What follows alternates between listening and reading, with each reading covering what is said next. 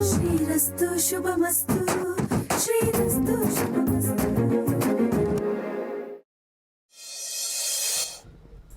ಒಂದು ವಿಷಯ ನೆನಪಲ್ಲಿ ಇಟ್ಕೋ ಶ್ರೀ, ಹೀಗೆ ಹ್ಯಾಪ್ ಮೊರೆ ಹಾಕ್ಕೊಂಡು ಹೋಗ್ಬೇಡ. ಹುಡುಗಿರಿಗೆ ಪಟ್ಪಟ ಅಂತ ಅರಳು ಹುಡ್ದಾಗ ಮಾತಾಡೋ ಹುಡುಗರಂದ್ರೆ ತುಂಬ ಇಷ್ಟ. ಹಾಗೆ ಮಾತಾಡಿದ್ದಕ್ಕೆ ನಿಮ್ಮ ಚಿಕ್ಕಪ್ಪಗೆ ನಾವು ಬಿದ್ದಿದ್ದು. ಏನು ಕಲಾ ಅಕ್ಕ ನೀವು, ಸ್ವಲ್ಪ ಟೈಮ್ ಸಿಕ್ಕಿದ್ರೆ ಸಾಕು ನಿಮ್ಮ ಫ್ಲ್ಯಾಶ್ ಬ್ಯಾಕ್ ಶುರು ಮಾಡಿಬಿಡ್ತೀರಲ್ಲ. ನೀನು ಹೊರಡು ಶ್ರೀ, ಆದರೆ ಇವತ್ತು ನೀನು ಜಾಹ್ನವಿನ ಮೀಟ್ ಮಾಡ್ಕೊಂಡು ಬರಬೇಕಾದ್ರೆ ನಿನ್ನ ಮುಖದಲ್ಲಿ ಮೊದಲಿನ ಥರ ಸಂತೋಷ ಕಾಣಿಸ್ಬೇಕು. ಅರ್ಥ ಆಯ್ತಾ? ಅರ್ಥ ಆಯಿತು ಮಾಮ್, ಅರ್ಥ ಆಗಿದೆ.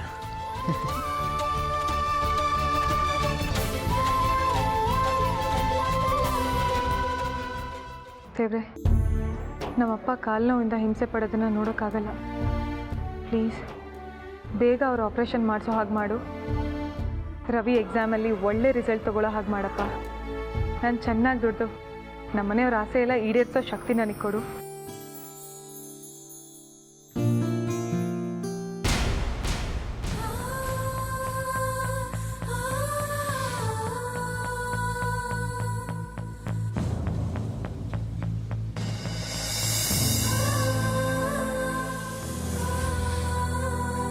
ಎಲ್ಲಿ ಹೋಗ್ತಿದ್ಯಾ?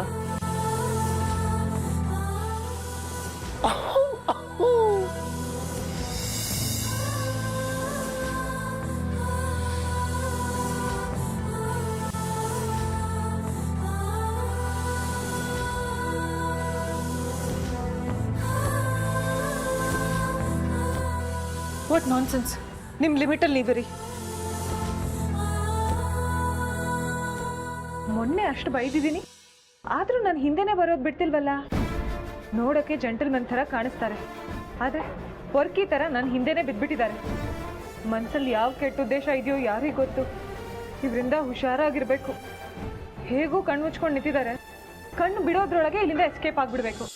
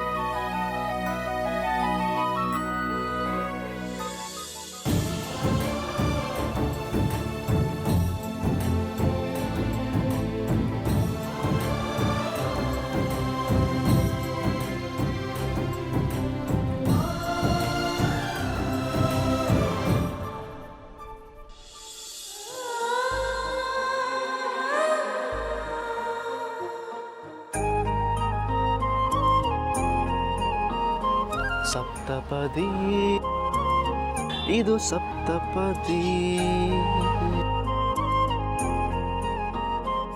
ನೀನಾ? ಐ ಮೀನ್ ನೀವಾ? ಎಸ್, ನಾನೇ. ನೀವೇನ್ರಿ ಮಾಡ್ತಿದ್ದೀರಾ ಇಲ್ಲಿ? ಹಲೋ, ದೇವಸ್ಥಾನಕ್ಕೆ ಎಲ್ಲರೂ ಯಾಕೆ ಬರ್ತಾರೆ ಹೇಳಿ? ದೇವಸ್ಥಾನಕ್ಕೆ ಎಲ್ಲರೂ ದೇವ್ರ ದರ್ಶನಕ್ಕೆ ಬರೋದು, ಆದ್ರೆ ನೀವು ದೇವಿ ದರ್ಶನಕ್ಕೆ. ವಾಟ್? ಐ ಮೀನ್ ಹೆಣ್ಣು ದೇವರಿಗೆ ದೇವಿ ಅಂತ ತಾನೇ ಕರೆಯೋದು. ನಾ ಇಲ್ಲಿಗೆ ಬಂದಿರೋದು ಸೀತಾಮಾತೆಯವ್ರ ದರ್ಶನ ಮಾಡೋದಕ್ಕೆ. ಒಂದು ನಿಮಿಷ, ನೀವೇನಂತ ಅನ್ಕೊಂಡ್ರಿ? ನಾನಿಲ್ಲಿ ನಿಮ್ಗೋಸ್ಕರ ಬಂದಿದ್ದೀನಿ ಅಂತನಾ? ದೇವಸ್ಥಾನ ಇದು, ಸಭ್ಯತೆ ಇರ್ಲಿ. ಅಯ್ಯೋ, ನಾನು ಯಾವಾಗ ಸಭ್ಯತೆ ಮೀರಿದೆ ಮೇಡಮ್? ಅಬ್ಬಬ್ಬಬ್ಬಬ್ಬಬ್ಬಬ್ಬಾ, ಇವ್ರ ಹತ್ರ ವಾದ ಮಾಡ್ತಾ ನಿಂತ್ರೆ ನನ್ನ ನೆಮ್ಮದಿನೇ ಹಾಳು.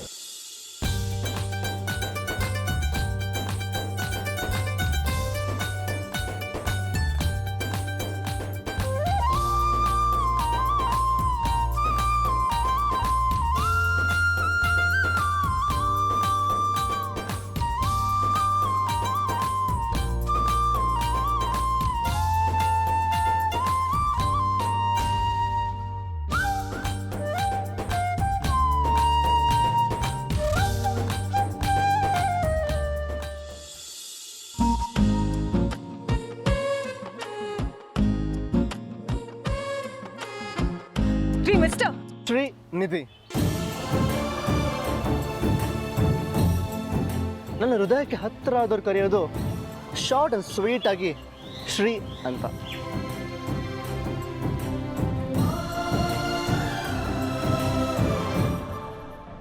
ನೀವು ಬೇಕಾದ್ರೆ ನನ್ನ ಶ್ರೀ ಅಂತಾನೆ ಕರಿಬೋದು. ವಾಟ್ ಎವ ದೇವಸ್ಥಾನಕ್ಕೆ ಬಂದು ನಾಟಕ ಮಾಡ್ತೀರಾ? ಅಯ್ಯೋ, ದೇವಸ್ಥಾನದಲ್ಲಿ ಮಾಡೋದು ಹರಿಕತೆ ಪುರಾಣ ಮಾತ್ರ, ನಾಟಕ ಅಲ್ಲ ಮೇಡಮ್. ನಿಮ್ ತಲೆ ಇದೆ ನೋಡಿ. ಯು ರೀ ಮೇಡಮ್, ದೇವಸ್ಥಾನಕ್ಕೆ ಬರೋದು ಮನಸ್ಸನ್ನ ಪ್ರಶಾಂತವಾಗಿ ಇಟ್ಕೊಳ್ಳೋಕೆ, ಕೋಪ ಮಾಡ್ಕೋಬಾರ್ದು. ಅದರಲ್ಲೂ ನಿಮ್ಮಂಥ ಒಳ್ಳೆ ಮನಸ್ಸಿರೋ ಹೆಣ್ಮಕ್ಳು.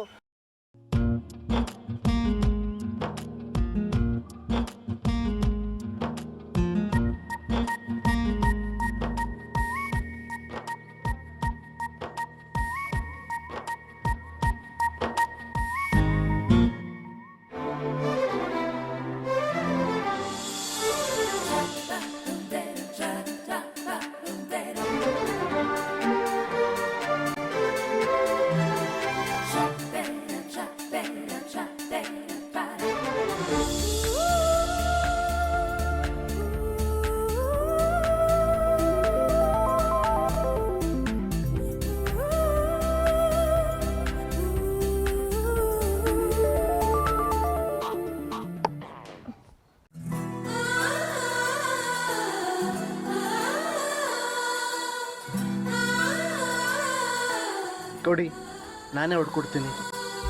ನಿಮ್ ಸಹಾಯ ನನಗೆ ಬೇಕಾಗಿಲ್ಲ. ನಿಮಗೆ ಕಾಯಿ ಒಡೆಯಕ್ಕೆ ಬರಲ್ಲ ಅಂತ ನನಗೆ ಚೆನ್ನಾಗಿ ಗೊತ್ತು. ಐ ಮೀನ್, ನೀವು ಒದ್ದಾಡ್ತಿರೋದು ನೋಡಿ ಗೆಸ್ ಮಾಡಿದೆ ನಿಮ್ಗೆ ಅಭ್ಯಾಸ ಇಲ್ಲ ಅಂತ. ಕೊಡಿ, ನಾನು ಹೊಡ್ಕೊಡ್ತೀನಿ.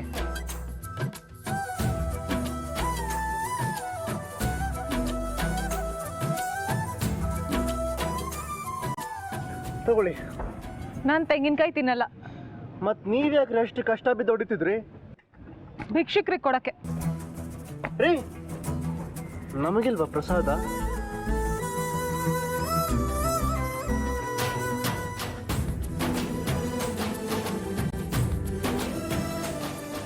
ನೋಡಿ, ಇನ್ನೊಂದ್ಸಲ ನನ್ನ ಹಿಂದೆ ಬರೋದು, ನನಗೆ ತೊಂದರೆ ಕೊಡೋದು ಮಾಡಬಾರ್ದು. ಇದೇ ಕೊನೆ. ಇನ್ನೊಂದ್ಸಲ ನಿಮ್ಮ ಮುಖನೂ ತೋರಿಸ್ಬಾರ್ದು. ಒಂದೇ ಒಂದ್ಸಲ ತಿರುಗಿ ನೋಡು ಜಾನು, ಒಂದೇ ಒಂದ್ಸಲ. ಭಗವಂತ, ನನ್ನ ಜಾನು ಮತ್ತೆ ನನ್ನ ಗುರುತು ಹಿಡಿಯೋ ಹಾಗಾಗ್ತಾಳೆ. ಮುಂಚಿನ ಥರ ನನ್ನ ಜಾನು ಆಗಿ ನಮ್ಮನೆ ಸೊಸೆ ಆಗಿ ನಮ್ಮನೆ ಸೇರ್ತಾಳೆ ಅನ್ನೋದು ನಿಜನೇ ಆಗಿದ್ರೆ, ಈಗ ನನ್ನ ಜಾನು ಒಂದೇ ಒಂದು ಸಲ ನನ್ನ ಕಡೆ ತಿರುಗಿ ನೋಡಲಿ.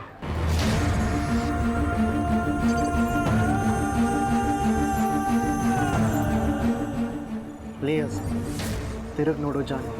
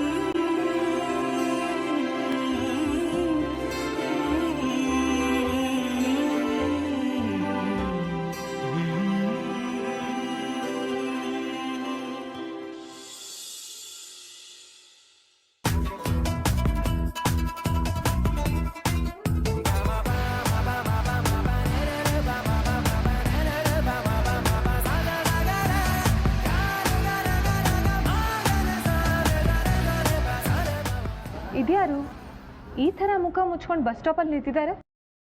ಯಾರಾದ್ರೆ ನನಗೇನು?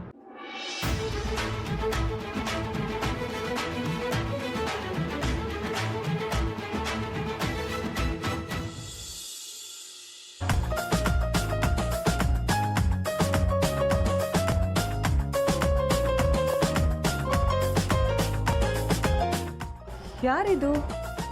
ಎಷ್ಟು ವಿಚಿತ್ರವಾಗಿ ಬಿಹೇವ್ ಮಾಡ್ತಿದ್ದಾರೆ. ಮೋಸ್ಟ್ಲಿ ನನಗೆ ಪರಿಚಯದವರೇ ಯಾರಾದರೂ ಇರಬೇಕಾ? ಸುನೀಲ ಅಥವಾ ರವಿ? No chance. ಮತ್ತೆ ಯಾರು ಇರ್ಬೋದು?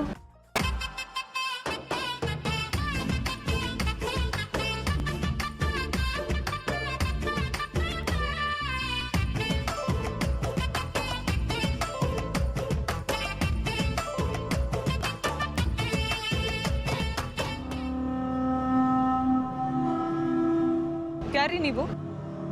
ಯಾಕೆ ಈ ತರ ಫೈಲ್ ಮುಚ್ಕೊಂಡಿದ್ದೀರಾ? ತೆಗೀರಿ ಫೈಲು.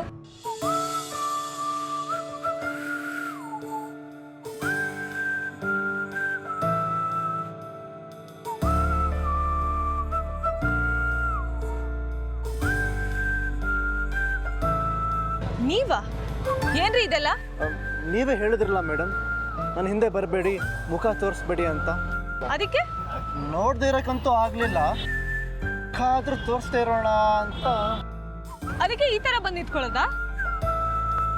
ಸಾರಿ ರೀ, ಇದಕ್ಕಿಂತ ಬೆಟರ್ ಐಡಿಯಾ ಈ ತಲೆಗೆ ಹೊಳಿಲೇ ಇಲ್ಲ. ಒಂದು ಕೆಲಸ ಮಾಡಿ, ನೀವೇ ಯಾವ್ದಾದ್ರು ಚೆನ್ನಾಗಿರೋ ಐಡಿಯಾ ಕೊಡಿ, ನೆಕ್ಸ್ಟ್ ಟೈಮಿಂದ ಅದನ್ನೇ ಫಾಲೋ ಮಾಡ್ತೀನಿ. Okay ma'am?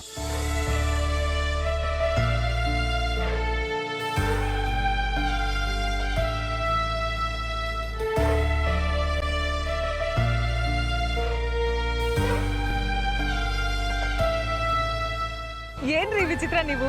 ಮುಖ ತೋರಿಸ್ಬೇಡಿ ಅಂದ್ರೆ ಈ ತರ ಫೈಲ್ ಇಟ್ಕೊಳ್ಳೋದಾ? ಥ್ಯಾಂಕ್ಸ್ ರೀ. ಯಾಕೆ? ನಾನು ನೋಡಿದ್ರೆ ಸಾಕು ಏನೇನೋ ತಪ್ಪು ಕಲ್ಪನೆ ಮಾಡಿಕೊಂಡು, ಕೋಪ ಮಾಡಿಕೊಂಡು ಇರಿಟೇಟ್ ಆಗ್ತಿದ್ರಿ. ಫಾರ್ ದ ಫಸ್ಟ್ ಟೈಮ್ ನಾನು ನೋಡಿ ನಗ್ತಿದ್ದೀರಾ, ಅದಕ್ಕೆ. ಇನ್ನು ಮುಂದೆ ಆದರೂ ಈ ಬಡಪಾಯಿಗೆ ನಿಮ್ಮ ಹಿಂದೆ ಮುಂದೆ ಅಲಿಯೋಕೆ. ಹಿಂದೆ ಮುಂದೆ? ಸಾರಿ ಐ ಮೀನ್, ನೀವು ಇರೋ ಕಡೆ ಅಕಸ್ಮಾತಾಗಿ ಓಡಾಡೋಕ್ಕೆ ಪರ್ಮಿಷನ್ ಸಿಗ್ಬೋದಾ? ಅದು ಈ ಮುಖ ತೋರಿಸ್ಕೊಂಡು.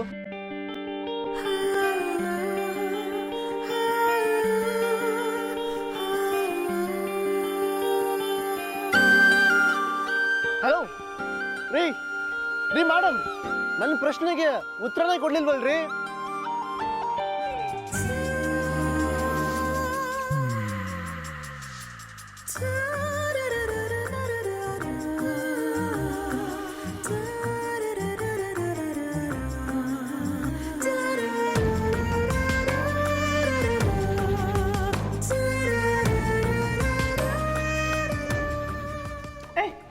ನಂಗೆ 2 ಪೀಸ್ ಕೊಡೋ ಇನ್ನು. ಕಲಂಕ ಆಗ್ಲಿಂದ ಹೀಗೆ ಹೇಳಿ 2 ಪೀಸ್ ಎಕ್ಸ್ಟ್ರಾ ಇಸ್ಕೊಂಡಿದ್ದೀರಾ. ನಿಮ್ಗೆ ಇನ್ನೂ ತೆಂಗಿನಕಾಯಿ ಬೇಕಾದ್ರೆ ಹೇಳಿ, ಅಡುಗೆ ಮನೇಲಿದೆ, ನಾನೇ ಒಡ್ಕೊಡ್ತೀನಿ. ಆದರೆ ಈ ತೆಂಗಿನಕಾಯಲ್ಲಿ ಮಾತ್ರ ಎಲ್ರಿಗೂ ಸಮಪಾಲ್ ಬರಬೇಕು. ಇದೇನು ಪಿತ್ರಾರ್ಜಿತ ಆಸ್ತಿ ಕೆಟ್ಟೋಯ್ತಾ ಎಲ್ಲರಿಗೂ ಸಮಪಾಲ್ ಕೊಡೋಕ್ಕೆ? ನಮ್ಮ ಮನೆ ದೇವತೆ ಕೊಟ್ಟು ಕಳ್ಸಿರೋ ದೇವ್ರ ಪ್ರಸಾದ ಇದು, ಎಲ್ರಿಗೂ ಸಮಪಾಲ್ ಬರಬೇಕು ತಾನೇ? ಕರೆಕ್ಟ್. ಏನಾಗಿದೆ ನಿಮ್ಗೆಲ್ಲ? ಇದು ವಸು ಪೂಜೆಗೆ ತಗೊಂಡೋಗಿದ್ ಕಾಯ್ತಾನೆ. ಅಯ್ಯೋ ಅದ್ಗೆ ಇದು ಜಾನ್ವಿ ಕೊಟ್ಟು ಕಳ್ಸಿರೋ ತೆಂಗಿನಕಾಯಿ ಇದು. ಹೌದಾ? ನಮ್ಮ ಜಾನ್ವಿಗೆ ನೆನಪೆಲ್ಲ ವಾಪಸ್ ಬಂದ್ಬಿಡ್ತಾ?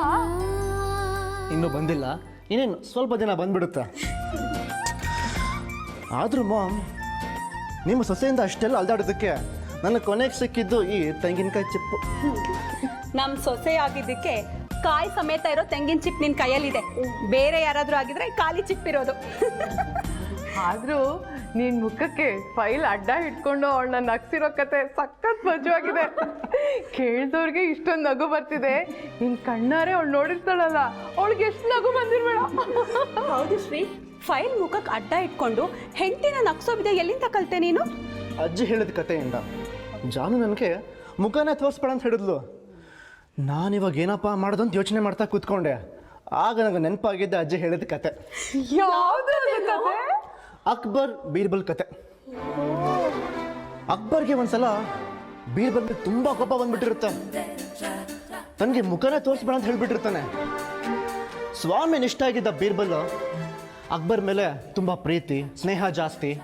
ಏನು ಮಾಡೋದಂತ ಗೊತ್ತಾಗಲ್ಲ ಅವನಿಗೆ, ನೋಡಲೇಬೇಕಾಗಿರುತ್ತೆ. ಆಗ ಒಂದನ್ನು ಏನು ಮಾಡ್ತಾನೆ ಬೀರ್ಬಲ್ ಅಂದರೆ, ಮುಖಕ್ಕೆ ಮಡಿಕೆ ಕಟ್ಕೊಂಡು ಆಸ್ಥಾನಕ್ಕೆ ಎಂಟ್ರಿ ಕೊಡ್ತಾನೆ. ಅದೇ ಪ್ಲಾನ್ ನಾನಿವತ್ತು ನಾನು ಜಾನು ಮೇಲೆ ಇಂಪ್ಲಿಮೆಂಟ್ ಮಾಡಿದೆ. ಅಂದು ಮಡಿಕೆ, ಇಂದು ಫೈಲು, ಅಷ್ಟೇ ವ್ಯತ್ಯಾಸ. ಅಕ್ಬರ್ ಮೇಲೆ ತುಂಬ ಪ್ರೀತಿ ಸ್ನೇಹ ಜಾಸ್ತಿ. ಏನು ಮಾಡೋದಂತ ಗೊತ್ತಾಗಲ್ಲ ಅವನಿಗೆ, ನೋಡಲೇಬೇಕಾಗಿರುತ್ತೆ. ಆಗ ಒಂದನ್ನು ಏನು ಮಾಡ್ತಾನೆ ಬೀರ್ಬಲ್ ಅಂದರೆ, ಮುಖಕ್ಕೆ ಮಡಿಕೆ ಕಟ್ಕೊಂಡು ಆಸ್ಥಾನಕ್ಕೆ ಎಂಟ್ರಿ ಕೊಡ್ತಾನೆ.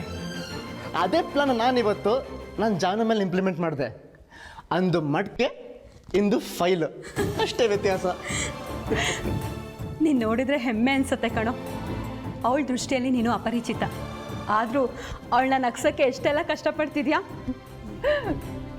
ನಿನ್ನ ಕಷ್ಟ, ನಿಂಗೆ ಅವಳ ಮೇಲಿರೋ ಇಷ್ಟ, ಅವಳ ಬುದ್ಧಿ ಗೊತ್ತಾಗದೇ ಇದ್ರು ಅವಳ ಹೃದಯಕ್ಕೆ ಚೆನ್ನಾಗಿ ಅರ್ಥ ಆಗ್ತಿರುತ್ತೆ.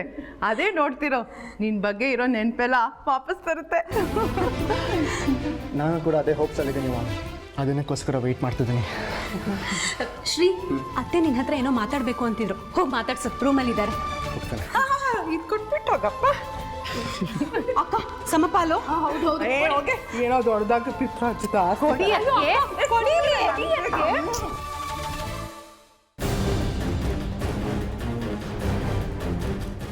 ಹೇಳೋ ರವಿ. ಬಾಬಾ ಎಲ್ಲ ಸರಿ ಹೋಯ್ತು ಅನ್ನೋ ಅಷ್ಟರಲ್ಲಿ ಹೊಸ ಟೆನ್ಷನ್ ಶುರು ಆಗಿದೆ ಬಾಬಾ. ಟೆನ್ಷನ್ನ? ಏನೋ ಅದು? ಅಕ್ಕ ಬ್ಯಾಂಕ್ ಕೆಲ್ಸಕ್ಕೆ ಹೊರಟು ನಿಂತಿದ್ದಾಳೆ ಬಾಬಾ. ಬ್ಯಾಂಕ್ ಕೆಲ್ಸಕ್ಕ? ಬ್ಯಾಂಕ್ ಕೆಲ್ಸಕ್ಕೆ ಏನಕ್ಕೆ ಹೋಗ್ತಿದ್ದಾಳು? ಅವಳ ಕೆಲಸ ಬಿಟ್ಟು 1 ವರ್ಷ ಆಗ್ತಾ ಬಂತು. ಅದು ನನಗೆ ಗೊತ್ತು, ನಿಮಗೆ ಗೊತ್ತು, ಅವಳಿಗೆ ಗೊತ್ತಿಲ್ವಲ್ಲ ಬಾಬಾ. ಅವಳ ಪ್ರಕಾರ ಅವಳಿಗಿನ್ನೂ ಮದುವೆ ಆಗಿಲ್ಲ, ಬ್ಯಾಂಕಲ್ಲಿ ಇನ್ನೂ ಕೆಲಸ ಮಾಡ್ತಾ ಇದ್ದಾಳೆ. ಮೈ ಗಾಡ್. ಮ್ಯಾನೇಜರ್ 2 ದಿನ ರಜಾ ಕೊಟ್ಟಿದ್ದಾರೆ ಅಂತ ಹೇಳಿ ಮನೇಲೆ ಉಳಿಸ್ಕೊಂಡಿದ್ದೆ ಬಾಬಾ. ಆದರೆ ಈಗ ನನ್ನ ರಜಾ ಮುಗೀತು, ನಾನು ಕೆಲ್ಸಕ್ಕೆ ಹೋಗ್ತೀನಿ ಅಂತ ಹೊರಟು ನಿಂತಿದ್ದಾಳೆ. ಅವಳೀಗ ಬ್ಯಾಂಕಿಗೆ ಹೋದ್ರೆ ಎಲ್ಲ ಎಡ್ವರ್ಟ್ ಆಗ್ಬಿಡುತ್ತೋ ರವಿ. ಬ್ಯಾಂಕಲ್ಲಿ ಕೆಲಸ ಮಾಡೋ ಎಲ್ಲ ಎಂಪ್ಲಾಯಿಗೂ ನಮ್ಮ ಮದುವೆ ವಿಷಯ ಗೊತ್ತು. ಯಾರಾದ್ರೂ ಹೋಗಿ ಜಾನು ಹತ್ರ ಈ ವಿಷಯ ಹೇಳಿದ್ರೆ ಏನೋ ಕತೆ? ಅದೇ ಬಾಬಾ ನನಗೂ ಟೆನ್ಷನ್ ಆಗ್ತಿರೋದು. ಅದು ಅಲ್ಲದೆ ಈಗ ಸ್ಟಾಫ್ ಯಾರ್ಯಾರಿದ್ದಾರೆ ಬ್ಯಾಂಕಲ್ಲಿ ಅಂತ ಗೊತ್ತಿಲ್ಲ, ಎಲ್ಲ ಹೊಸಬ್ರೆ ಇದ್ರೆ ಇವಳ ಜಾಗಕ್ಕೆ ಬೇರೆ ಯಾರಾದರೂ ಬಂದೇ ಬಂದಿರ್ತಾರೆ ಬಾಬಾ. ಇವಳಲ್ಲಿ ಹೋಗ್ಬಿಟ್ಟು ಇದು ನನ್ನ ಜಾಗ ಅಂದರೆ ಏನು ಮಾಡೋದು ಅಂತ ಗೊತ್ತಾಗ್ತಿಲ್ಲ ಬಾಬಾ. ಅದಕ್ಕೆ ನಿಮಗೆ ಫೋನ್ ಮಾಡಿದ್ದು, ದಯವಿಟ್ಟು ನೀವೇ ಏನಾದರೂ ಮಾಡಿ ಬಾಬಾ ಪ್ಲೀಸ್. ಕುತ್ತಿಗೆಗೆ ಬಂದು ನಿಂತಿದೆ ಇವಾಗ. ನಾನಾದ್ರೂ ಏನು ಮಾಡಲಿ ಹೇಳು? ನೀನು ಹೇಗಾದರೂ ಮಾಡಿ ಅವಳನ್ನ ತಡೆಯೋ ಪ್ರಯತ್ನ ಮಾಡು ಅಷ್ಟೇ. ಅಲ್ಲ ಬಾಬಾ, ಬಾಯ್.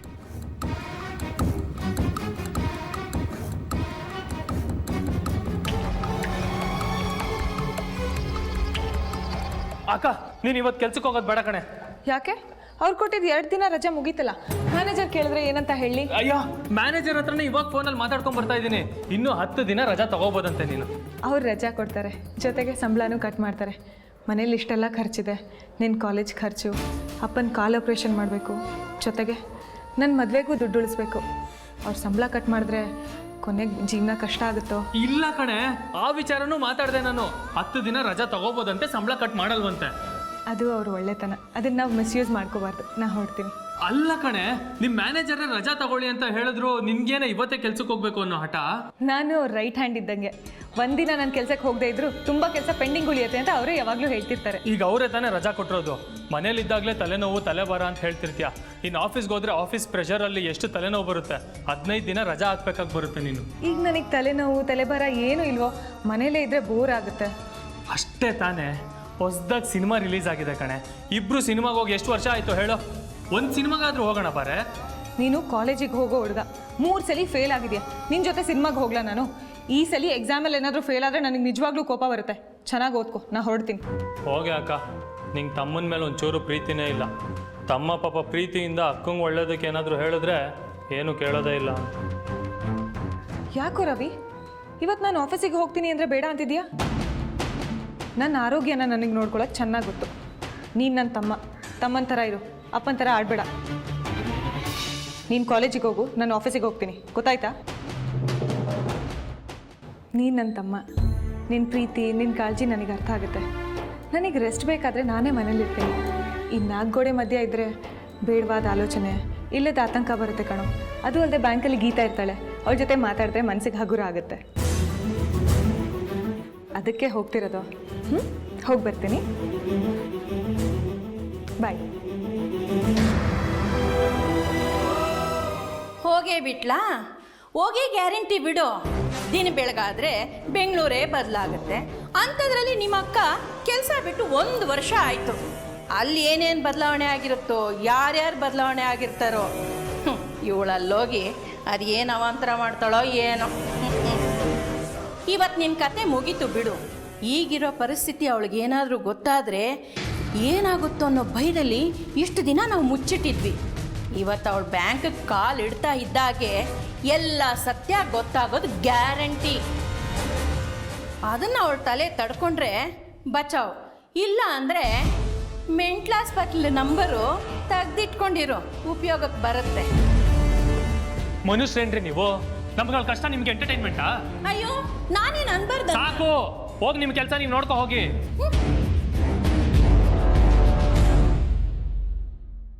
ಹಲೋ ಬಾವಾ.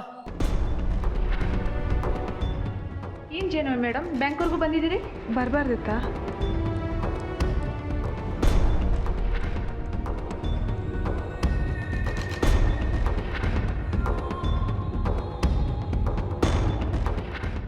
ನಮಸ್ಕಾರ ಮೇಡಮ್. ನಮಸ್ಕಾರ. ಅಟೆಂಡೆನ್ಸ್ ರಿಜಿಸ್ಟರಲ್ಲಿ? ರಿಜಿಸ್ಟರಾ? ಹಾಂ, ಸೈನ್ ಮಾಡಬೇಕಲ್ಲ. ರಿಜಿಸ್ಟರ್ ಅಲ್ಲಿದೆ ಮೇಡಮ್.